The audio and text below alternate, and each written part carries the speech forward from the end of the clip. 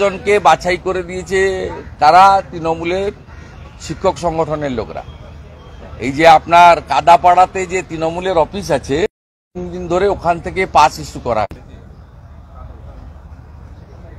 এবং একটু পরে দেখবেন এখানে সুবোধ সরকার বক্তৃতা করবে, আবুল বাসার বক্তৃতা করবে, একজন ভিসি বক্তৃতা করবে, তারপরে উনি বলবেন যে আমি আপনাদের সঙ্গে আছি।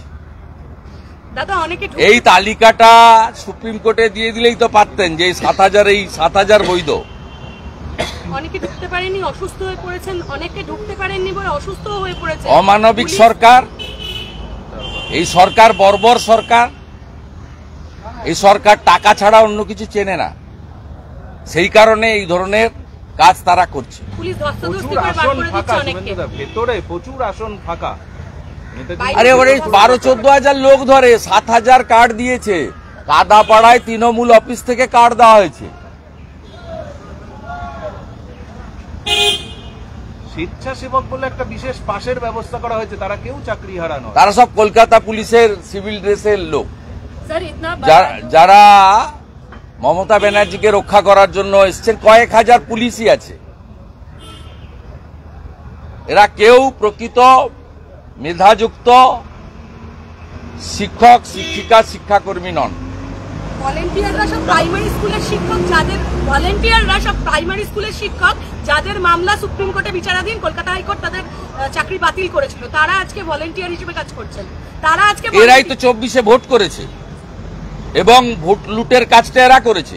ডায়মন্ড হারবার লোকসভা কেন্দ্রে সমস্ত টেন্টেড টিচার এবং নন টিচিংকে দিয়ে ভোট করানো হয়েছে। ওই যে 7 লক্ষটা ভোটে জিতেছে, ওখানে আমি আরটিআই করেছিলাম, উত্তর দেয়নি। আমি এবারে কোর্টে যাব, ওখানে পোলিং পার্টির লিস্ট দেয়নি আমাকে। এগুলো করে এই বালির বাঁধ দিয়ে মমতা বন্দ্যোপাধ্যায় এবং তার ফ্যামিলির, তার সরকারের চুরি আটকানো যাবে না। একটা বিষয়, যদি 7,000ই দেওয়া হয় তাহলে 7,000 বৈধ বলে সরকার তাহলে তো তাই বলছে, তো বলছে আমরা যোগ্যদের ডেকেছি, তাহলে এটা তার মানে 18,000 লোক তো অবৈধ ঘোষণা করে দিয়েছে এই কার্ড দেওয়ার মধ্য দিয়ে। এই তালিকাটা কেন সুপ্রিম কোর্টে দিয়ে দিল না? আরে অভিজিৎ গাঙ্গুলি 2022-এ 5,000 5,500 অবৈধ বলেছিল। সেই দিন যদি দম্ভ উদ্ধত্ত না রেখে স্বীকার করতো, তাহলে আজকে 26,000-এর পরিণতি হতো না। হাম কিসি সে কম নেই। আমি সংবিধান, আমি জুডিশিয়ারি, আমি সব, আমি এই রাজ্যে আমি সব, আমি খেলোয়াড়, আমি কবি, আমি ডাক্তার, আমি লেখক, আমি মুখ্যমন্ত্রী, আমি চিফ জাস্টিস, আমি বিধানসভার স্পিকার, আমি সংবিধান। আর তার পরিণতিতে আজকে খেসারত দিতে হচ্ছে।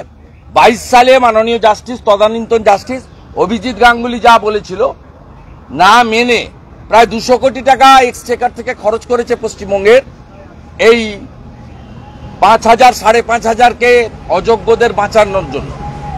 যেহেতু তাদের জন্য টাকা উঠেছে, সেই টাকা ভাইপো তুলেছে। ও সেটা বলে দিয়েছে সুজয় কৃষ্ণ ভদ্র, যিনি লিপস অ্যান্ড বাউন্সের ম্যানেজিং ডাইরেক্টর। যে কোম্পানির ডাইরেক্টর হচ্ছে অমিত ব্যানার্জি, মমতা ব্যানার্জির দাদা, রুচিরা ব্যানার্জি, লতা ব্যানার্জি, যে কোম্পানির ডাইরেক্টর। 73 মিনিটের ভয়েস রেকর্ডে 73 বার অভিষেক ব্যানার্জি বলেছে। তো পরিষ্কার सीएम अंदर मीटिंग कर रही है और बाहर सीएम नहीं, टीएमसी का लीडर। ये सीएम होती तो 26,000 को लेकर मीटिंग करती। मानविक चीफ मिनिस्टर नहीं, she is the leader of TMC. She issued past against 7,000 person. The past issued from the Kadapada TMC office in Calcutta. All are TMC goons and some plaincloth Calcutta police team under the leadership of the puppet Manoj Verma. জনকে বাছাই করে দিয়েছে তারা তৃণমূলের শিক্ষক সংগঠনের লোকরা।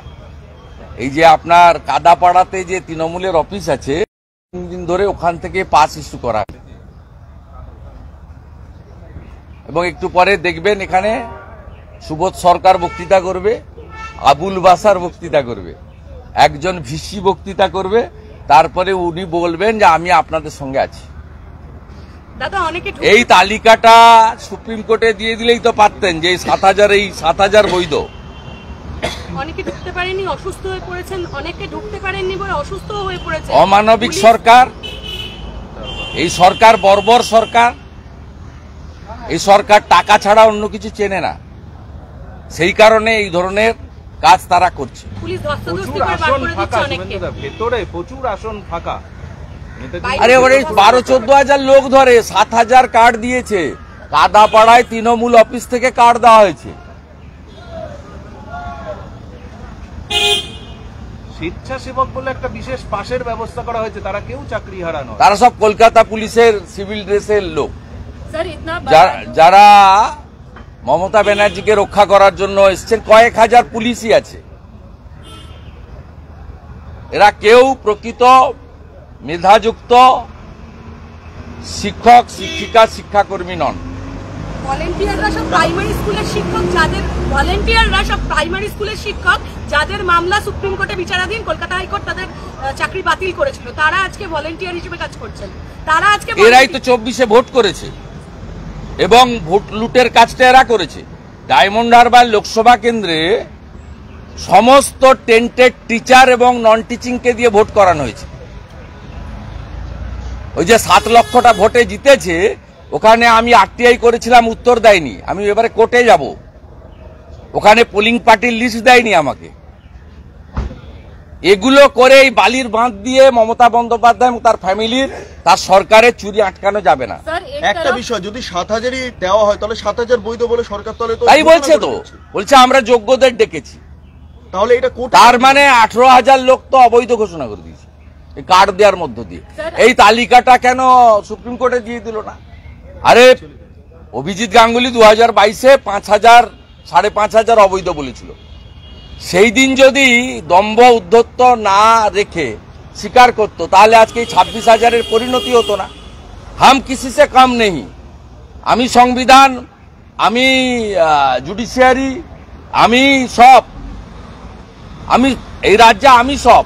আমি খেলোয়াড়, আমি কবি, আমি ডাক্তার, আমি লেখক, আমি মুখ্যমন্ত্রী, আমি চিফ জাস্টিস, আমি বিধানসভার স্পিকার, আমি সংবিধান। আর তার পরিণতিতে আজকে খেসারত দিতে হচ্ছে। 22 সালে মাননীয় জাস্টিস, তদানীন্তন জাস্টিস অভিজিৎ গাঙ্গুলি যা বলেছিল না মেনে প্রায় 200 কোটি টাকা এক্সচেকার থেকে খরচ করেছে পশ্চিমবঙ্গের এই 5,000 5,500-কে অযোগ্যদের বাঁচানোর জন্য। যেহেতু তাদের জন্য টাকা উঠেছে, সেই টাকা ভাইপো তুলেছে। ও সেটা বলে দিয়েছে সুজয় কৃষ্ণ ভদ্র, যিনি লিপস অ্যান্ড বাউন্সের ম্যানেজিং ডাইরেক্টর।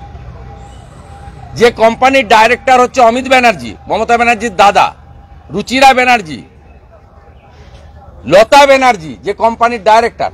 73 মিনিটের ভয়েস রেকর্ডে 73 বার অভিষেক ব্যানার্জি বলেছে। তো পরিষ্কার सर सीएम अंदर मीटिंग कर रही है और बाहर सीएम नहीं, टीएमसी का लीडर।